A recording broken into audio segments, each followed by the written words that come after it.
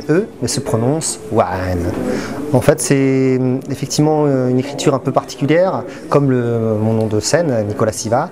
C'est un mélange d'anglais et d'arabe. Donc en fait, dans la langue anglaise, j'intègre des phonèmes de l'arabe, et donc ce 3-N-E se prononce Wa'an, puisque le 3, en fait, que j'intègre à ma langue imaginaire, correspond à la lettre A, la lettre arabe A, qui s'écrit comme un 3, mais à l'envers. Donc du coup, j'ai repris ce principe-là et je l'intègre à ma langue anglo-arabe, donc que j'appelle English.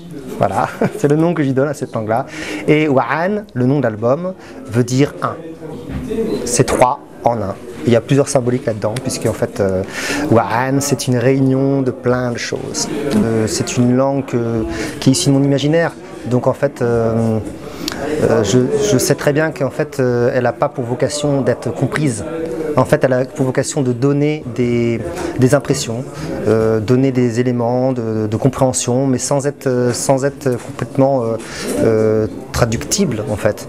Par exemple, pour donner un exemple de cette langue-là, baby en anglais, habibi en arabe, moi je dis habibi. Habibi. En fait, quand tu l'entends, tu sais pas trop ce que c'est exactement, mais tu comprends.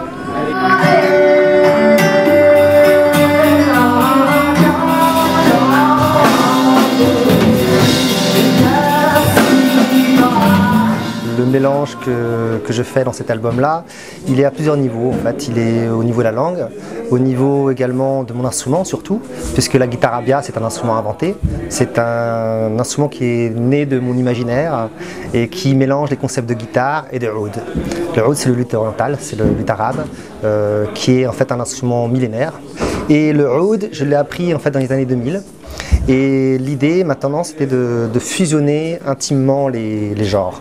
Et pour ça j'ai commencé par faire des expérimentations avec le oud, avec la guitare, en mélangeant les styles orientaux, les styles indiens, avec le rock, le jazz et l'électro. La thématique de l'album Wa'an, c'est 2075.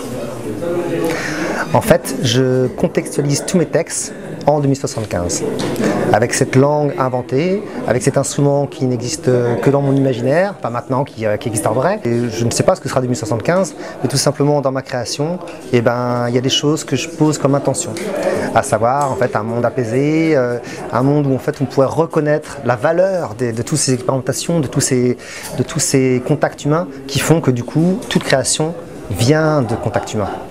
Et ça me semblait important pour porter ce message-là, en fait, tout simplement, de pouvoir dire que, regardez, ok, il y a des choses qui nous divisent, de tout temps, il y a des choses qui nous divisent, mais de tout temps, il y a eu des créations qui sont parties des rencontres humaines.